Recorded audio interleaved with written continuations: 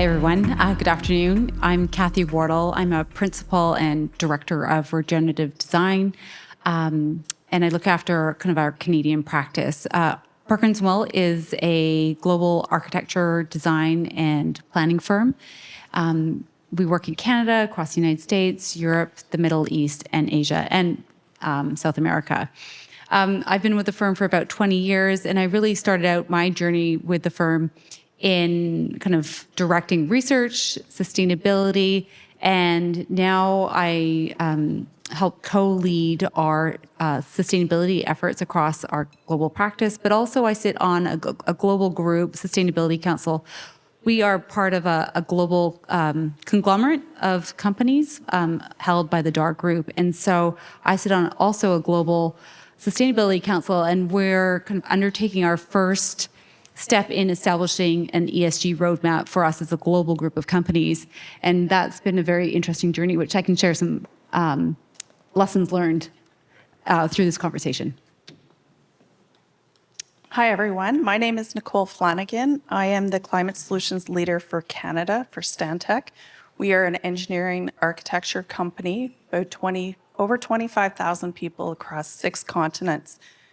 My journey has been both working internally with our sustainability team, but very much client-facing and developing many of our ESG services, as well as net zero and transition planning, and some of the task force for climate-related financial disclosures. I always joke that if you started 20 years ago in climate change, you could not make it a full-time job, so you had to do all the other things that nobody wanted to do, and that's made it really a perfect fit for this role that I'm in now. That's great. Thanks so much. Kathy, kind of coming to you first, and given you've had a bit of a sort of shift from working within sustainable design and that side of things to a bit more today focusing on the governance and building that sort of process, I think we find in this world that's not atypical. You know, it's a pretty common sort of shift that people are seeing. From your perspective in your sort of personal upskilling journey, what have you seen as some of the sort of initial challenges you faced when you were sort of shifting that focus from, you know, individual subject matter expertise to kind of more governance across the business? Yeah, it's been interesting. For most of my career, I've been focused on helping our clients deliver really great buildings, and also, like Nicole, helping deliver projects that are net zero energy or net zero carbon. But now a lot of my work is trying to understand how we as an organization actually continue to advance our practices from a best practices standpoint, from a sustainability standpoint, from a best practices, HR, diversity, inclusion standpoint. And then obviously there's a governance piece, which doesn't necessarily fall on my shoulders because that's largely from a financial standpoint, from a legal standpoint. But I am dabbling more, I would say, in the social piece of the ES&G, and also really helping provide greater rigor and accountability on the environmental piece, which is around, you know, how do we operate our business, and what's our kind of environmental impact as a business. So putting in place kind of the best practices to support kind of disclosure efforts now. Yeah, that's great. I think, and this is to both of you really, sort of, and there might have been a question earlier today, but some of the struggle that I experience with our, or at least my clients experience, is kind of not really knowing where to start with some of this stuff. Like, it's such an intimidating scale when you think about, I'm going to introduce an ESG framework to my business, and occasionally it's sort of, I don't know where to start. Who's the initial conversation that I need to have? You know, what do I need to do? And I guess sort of any experience, any stories of success, challenges you've got that you can share in that space. I guess my recommendation is always to start with that materiality assessment, to understand what is important to you as an organization, but also what is important to your stakeholders, be that your employees, your customers. Those material topics are the ones that you want to focus your time setting targets, reporting, and managing. And I would say once you really understand what those material topics are, it does make it a little bit more digestible than sort of all the possible topics that you could cover off in a report. Yeah, interesting. So we've just gone, kind of as a global group of companies, we've gone through our first materiality assessment, and we've only done, I would say, a one-tier materiality assessment where we focused on, we're a service-oriented group of businesses, and so we focused on our impact and our stakeholders who are really our talent base, the people who work for us. We didn't engage with our external stakeholders who would largely be clients, partners, our construction partners, or supply chains. And so what we were realizing today in just some conversations with some feedback actually from our PwC partners in the Middle East is that, for those organizations like Stantec who have really robust ESG plans in place and reporting frameworks, they've done what's called like a double materiality assessment, where it's not just the internal stakeholders, but there's an external stakeholder engagement piece, which really adds to the richness of an ESG plan. One lesson learned is that we're a service-oriented organization. We provide services. We're not producing a good, which is just a different way of looking at what we do as a business and what our impact is when we consider the impact in the framework, in the context of an ESG framework. Yeah, and that's really interesting. And I think just to sort of add to that, in terms of the experience that we have in PwC with sort of some of our clients, and we often get questions from slightly smaller organizations with sort of less resources in this, available to sort of put directly to this. And they often, again, aren't really sure where to put their focus. And we often, the exercise that we will go through is we'll understand their big customers a lot of the time. Who are they working with, their bigger suppliers? Because often they are the ones that will dictate a lot of the focus areas. And so that's kind of what I'm finding as well. It's been a helpful sort of exercise for companies to take that sort of first step for. I think something that's kind of, you mentioned your sort of stakeholder being internal, your talent, the employees. Something that's been touched on a couple of times today in other panels is sort of the challenge associated with getting buy-in and, moving this from a side of the desk issue to this is a priority for the business. It's certainly been hammered home at PwC for the last sort of 3 or 4 years, the ESG as a focus area across the business. And yeah, I think it'd be great to get some insight into just sort of some of your experiences with kind of how you've been able to move this from a side of the desk issue for both sort of your clients and your own business. Yeah, I can start. My experience definitely with even, many of the clients that we have helped over the years is too often I hear, well, we haven't been able to move the needle. When you look at it a little bit further, it's all corner of the desk work. Nobody has that responsibility. It's something that everybody does when they have half an hour in their week. And really having that person that takes responsibility, that has the authority, that is their primary objective, that is what their career performance and development revolves around, is key. If you have a sustainability working group, every member of that sustainability working group should have a terms of reference. So they know what their role is, they know what their job is, they know what defines success for them and what the expectations are. That can be really key towards moving the needle, is having people that at the end of the year, it was part of their role, it was part of the discussions that come around achievements for the year, as opposed to something that when they're not busy, they pick up and move forward. Yeah, I would really like to echo that. Often what I've seen over the years working at Perkins & Will is that, at least within Perkins & Will, we've done a lot of great initiatives around, we have a great JEDI initiative around justice, equity, diversity, and inclusion. We have a great effort around our sustainability efforts that focus on projects and our own kind of green operations management.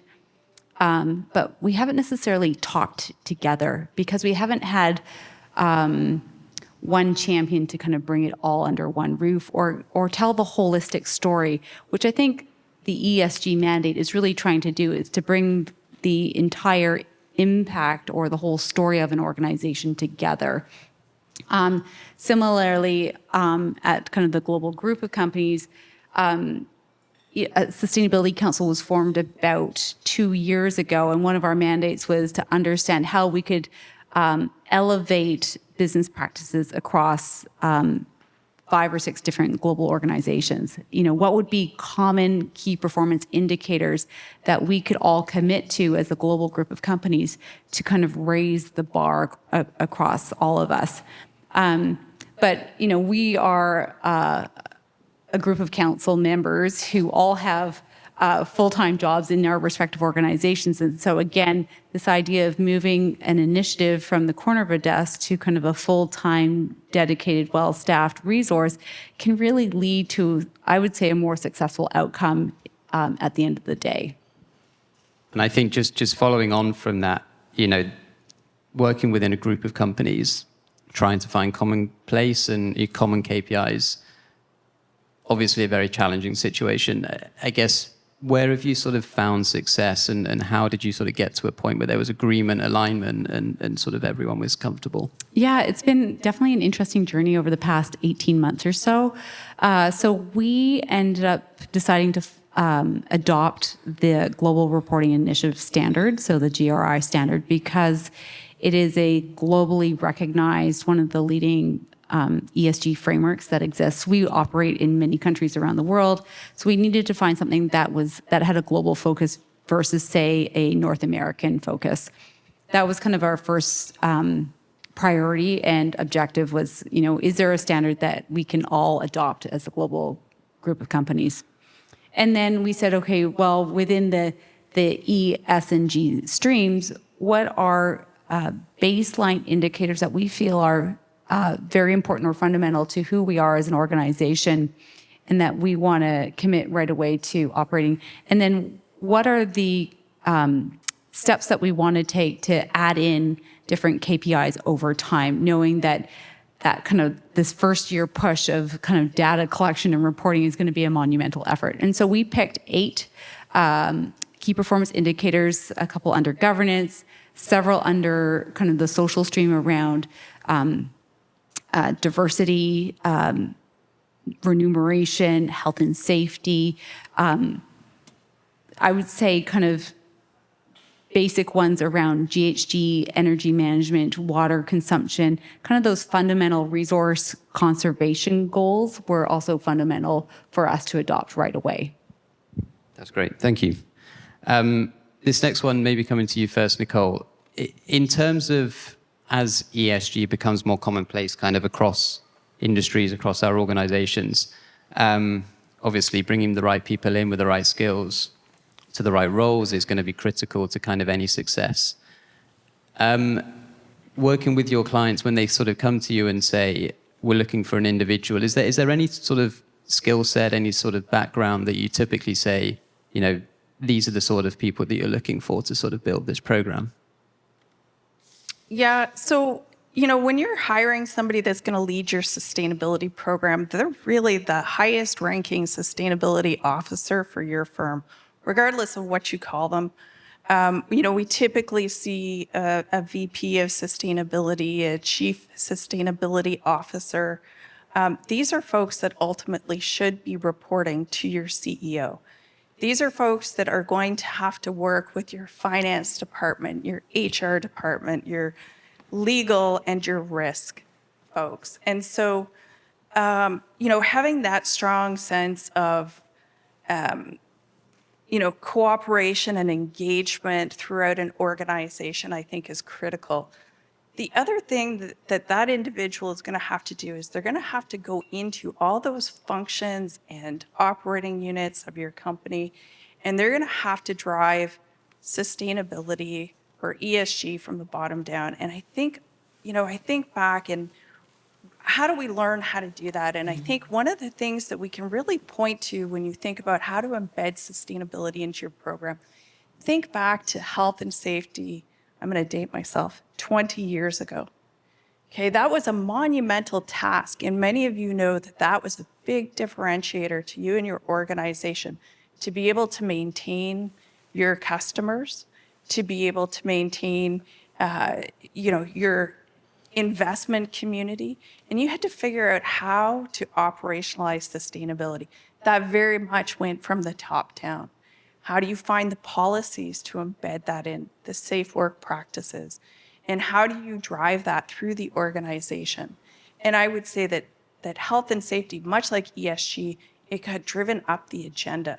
It was in every quarterly meeting with executives. It was top of mind at all meetings. And especially as we make these connections back to financials, so be it green finance, be it ability to retain a customer, we see it being examined much more closely. Yeah, sorry.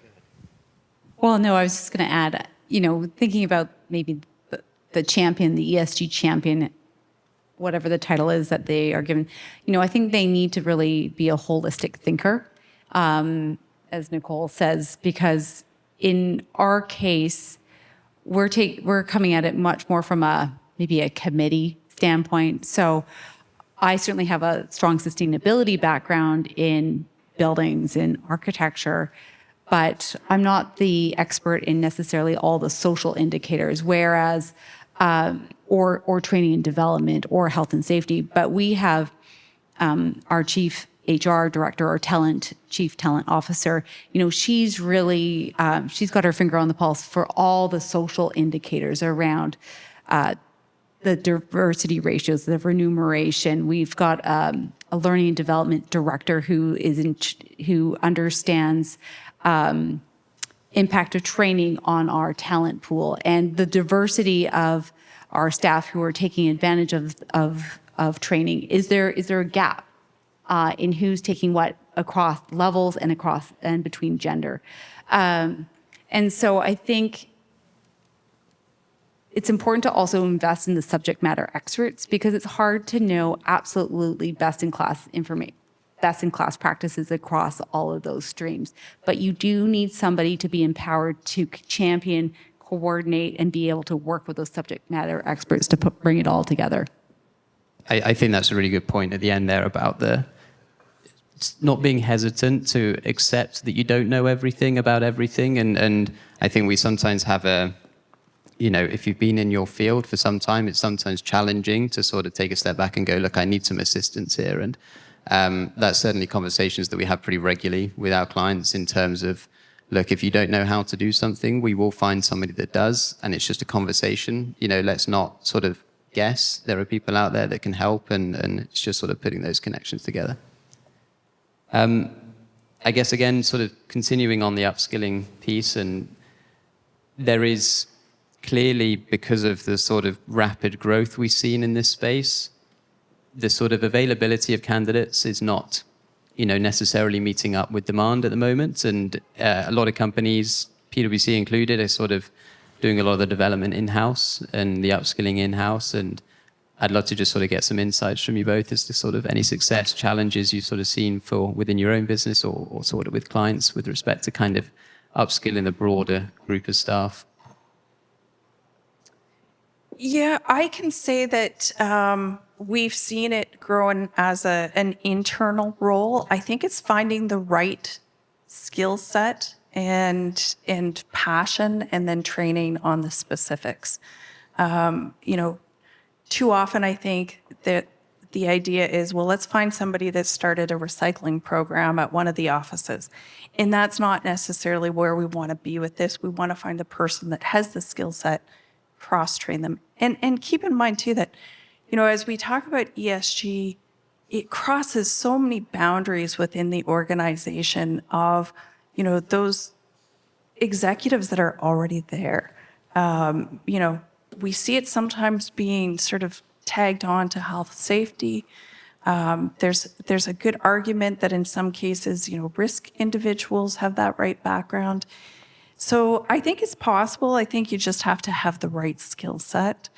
But again, ESG is so nuanced, and it's so driven by very specific standards and expectations that you also have to be very careful that, somebody is getting the right skill set. Yeah, I was going to add, we primarily hire architects or interior designers or urban planners. So it's kind of a unique role or kind of an interdisciplinary a new skill set that is coming into our organization because we primarily hire people to help us with design work. So, organizations like yourselves, PwC, Deloitte, the big management consultancy firms, from what I've seen, the teams that are available within the management consultancy firms can really help organizations like ourselves or others help set up the right framework because your types of organizations advise so many more organizations on how to set it up. And so I think that's where we've benefited in partnering with PwC out of the Middle East is to kind of, help us understand what is the right framework, what is the governance structure, what does accountability look like, what's good data, what's a good data management protocol, how do we collect data, so that it kind of helps you get set up for success. Yeah, that's really helpful. I promise that wasn't a paid plug. It was not a pitch at all. I don't think Ollie knew that we're partnering with you guys. Much appreciated. I think just going back to your point there on upskilling and sort of being, I think of it as sort of being deliberate with your learning. And, my background is in finance. I've been in mergers and acquisitions for 7 or 8 years, but in the financial diligence side. And in the last couple of years, I've been focusing more on ESG. And I know when I first came over, there is so much information out there. And you have one conversation and you want to learn about that thing that you just learned about, or you just started to talk about, and you can kind of see yourself getting sidetracked. And there's an element where when we bring new people in, we're very deliberate with what we sort of teach them.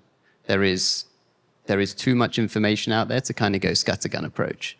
You need to be very, very conscious of what you're going to focus on. And that's kind of something we often say to our clients as well, is when you're trying to introduce these programs and these learning pathways, let's see what makes sense. Let's go back to that materiality point for your business, what's critical to you. And let's make sure everyone's kind of singing from the same hymn sheet at the start, as it were. The next question here.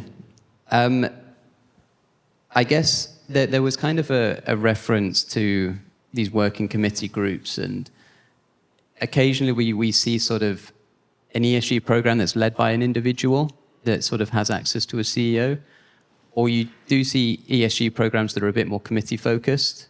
And I'd just be interested to see whether you sort of have some insights or thoughts as to whether one is more preferred over the other and whether you see more success with one version over the other.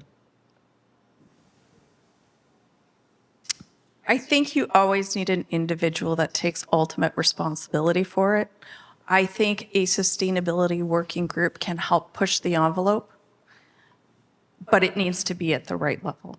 And I think back to Stantec's journey, and we have incredibly strong leadership, and then it is really governed by an executive sustainability working group where we have most of our C-suite and several vice presidents in that committee meeting. And I think just going back to the last question, I think when you talk about the type of person, you need that envelope pusher. You need that person that is going to come up with the wildest idea, and when everybody laughs or nobody likes it, they come back to the next meeting and they double down.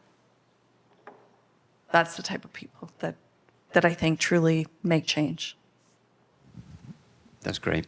And again, some of the sort of learning, that I've experienced and that some of our clients have experienced, I guess, are there particular sort of, I guess going back to sort of your journey and your shift, are there any sort of sources that you went to? I mean, again, there's a lot of information out there. Is there anything that you sort of looked at where you sort of go, okay, I'm going to go and have a look at this website, this group, go and speak to these people? That I find there was a comment earlier about this being a collaborative space, and people tend to want to talk about this stuff. And I actually find that typically people don't gatekeep too much. People are willing to share ideas and share thoughts. And Well, I guess I've always really been interested in how businesses can be better corporate citizens. From the days when I did my master's degree, I worked with the Canadian Business for Social Responsibility to just understanding more from a kind of a business ethics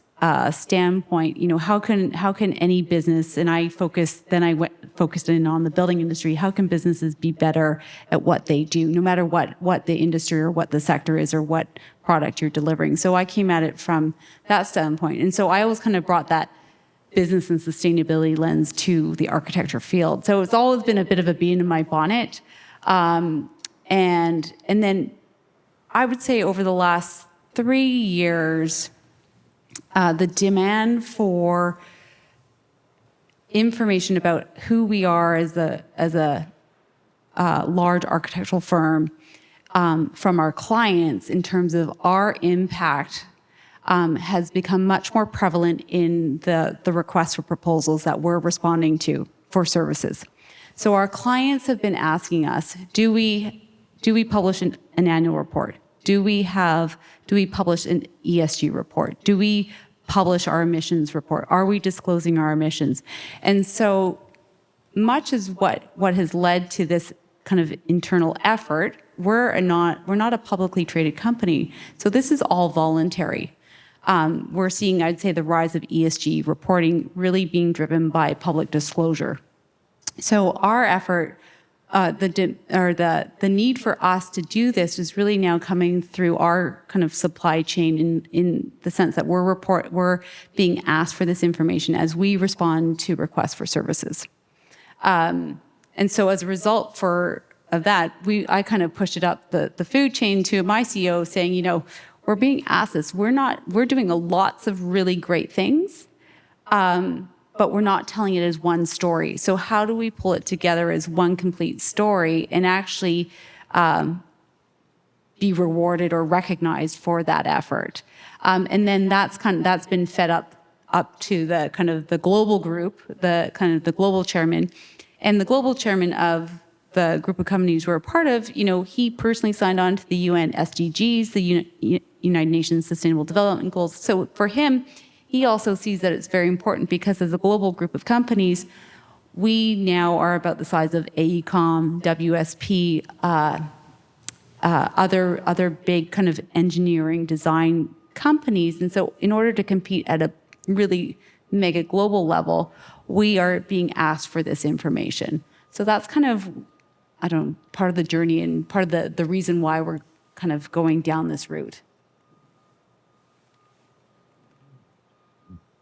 So just to pick up on something you said there, it's interesting because the idea of, and you're right, it's a voluntary disclosure, but I think we're seeing that mindset change. It's only voluntary because you don't have to do it. But if you want to continue to be in business and you want to continue to have access to those markets and your customers, then it really becomes less voluntary than you thought. And I think it's interesting too. I think of one of our supply chain customers. One of our customers, and they were part of a supply chain, a tier 1 supplier, and in their contracting, they were told that they needed to commit to the use of renewable electricity in the primary electrolysis of alumina. Well, do you know how far down your supply chain that is? And these are really becoming differentiators to even get access to tender documents. And so I think, supply chain and some of these voluntary pieces are becoming very interesting. And it's really about using influence or our leverage to influence over others and push that down the supply chain. And I think we see that in things like science-based targets too. I don't think anybody really anticipated the level to which they would go with some of the Scope 3 requirements. But from the perspective of leverage your influence where it is possible, I think they have done a good job there of recognizing that. Yeah, no, and I'd echo that point on the supply chain. Is how a load of our conversations start is clients are getting questions now. That everything RFPs, they're all coming in with a requirement that you are doing something, or even sort of through diligence exercises. One of the big sort of processes we go through is we understand the customers of the company that is either we're working on the sell side or the buy side, and a lot of the time what drives them to start initiating sort of an ESG framework and is they sort of start to understand that actually their biggest customer has put in place metrics requirements for all of their suppliers. They might only be a small part of that huge organization, but it's a huge part of their business, and that's kind of what starts to drive this. Yeah, if I can add one thing, maybe just linking back to the session before the break, in linking kind of to the whole embodied carbon conversation is, we're now designing work for private developers within the city of Vancouver, and some of them have come to us and said, we need you, can you, I got a flurry of calls about a year ago. Can you tell us what the carbon profile is of the building we have under construction? We need to know what kind of concrete, is it low carbon concrete? What's the embodied carbon profile of the building? What's the operational carbon profile of the building that's going to be, opening up in 6 months' time? And I was like, well, why are you all of a sudden asking these questions?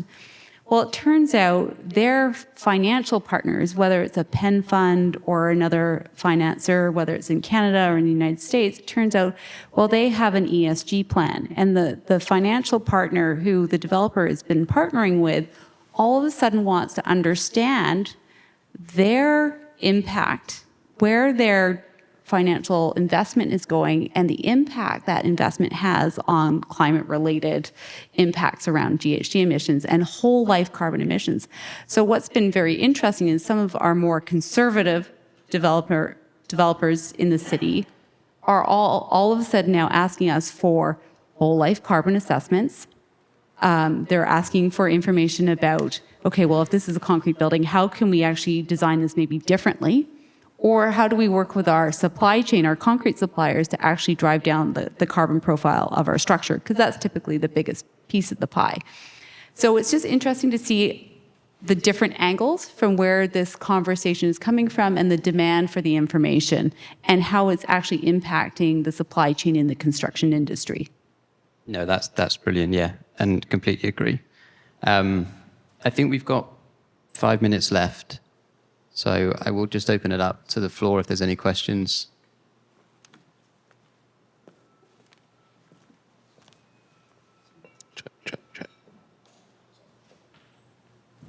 Thanks very much.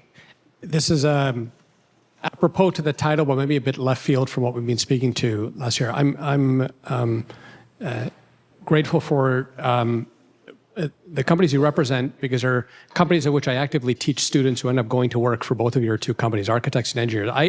Not to date myself, but I came from the generation of inconvenient truth and becoming a sustainability consultant instead of going to work for the oil sands, which my bank account reminds me of frequently. And I see things changing now, and I'd be curious from your perspectives as hires of junior talent. And my question is about the junior talent pool. I'm seeing in the last few years, particularly amongst the junior talent, those who are grabbed by major issues.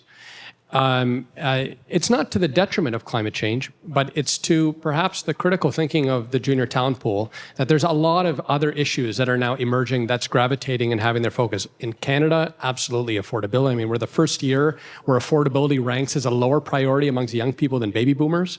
If anybody's followed a poll that was being done in the last few months.